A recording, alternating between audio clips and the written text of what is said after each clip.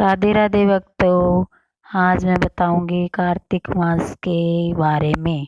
कार्तिक मास को पुण्य प्राप्ति, धन प्राप्ति और स्नान दान का महीना कहा जाता है। इस महीने में इंसान पवित्र नदियों में स्नान करके, दान करके और भगवान की पूजा करके, भजन कीर्तन करके जीवन की सभी समस्याओं से मुक्ति पा सकता है।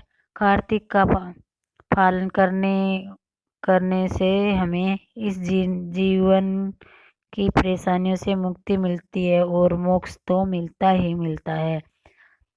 स्कंद पुराण के अनुसार कार्तिक मास को दामोदर मास भी कहा जाता है। कार्तिक का पावन महीना शुरू होने वाला है। सभी भक्त भगवान की प्रसन्नता के लिए इस महीने में स्नान व्रत की तैयारियां कर रहे हैं।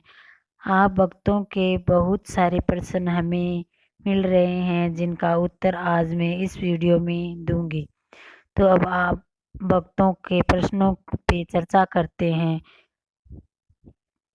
एक भगत ने पूछा कि कार्तिक स्नान अश्विनी पूर्णिमा को शुरू करने के लिए क्यों कहते हो, जबकि कार्तिक तो एकम से शुरू होता है। तो देखो, हम अगर एकम से शुरू करेंगे तो हमें कार्तिक पूर्णिमा को उद्यापन करना होगा। तो एक तो 2 पूर्णिमा का फल हमें मिलेगा और दूसरा हमें पूरे महीने का फल मिलेगा।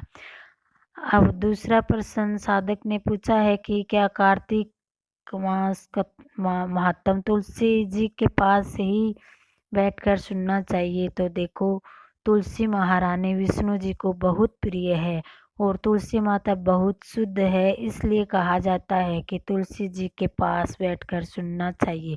लेकिन अगर किसी वक्त के संभव नहीं है तो कोई कंपलसरी नहीं है।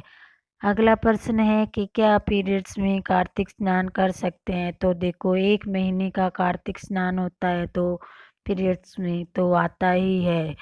तो ध्यान रखो कि पीरियड्स में भगवान की मूर्ति को हाथ नहीं लगाना, दीप नहीं जलाना, पर आप मानसिक सेवा पूजा कर सकते हैं, जैसे भगवान का नाम जाप करना, भजन कीर्तन करना।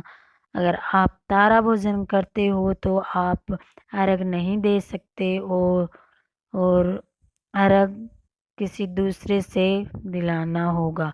अगला प्रश्न है, साधक ने पूछा है अखंड ज्योत का क्या नियम है। तो देखो, अगर आप किसी मनोकामना के लिए अखंड ज्योत करना चाहते हो तो यह बहुत बहुत फलदायी है, लेकिन ध्यान रहे ये बहुत कठिन भी है। पूरे महीने की अखंड ज्योत को संभालना थोड़ा मुश्किल होता है। तो कलावे से एक बड़ी बाती लेना, बड़े साइज के दिए में लगा के दिए में देसी घी या तिल का तेल डालेंगे। अखंड ज्योत जलाने के बाद याद रखना, घर को सुनना नहीं छोड़ना चाहिए। कोई ना कोई घर में होना जरूरी है। इसी के साथ मैं उम्मीद करती हूँ कि मैंने आपके सभी प्रश्नों के उत्तर दे दिए हैं। राधे राधे।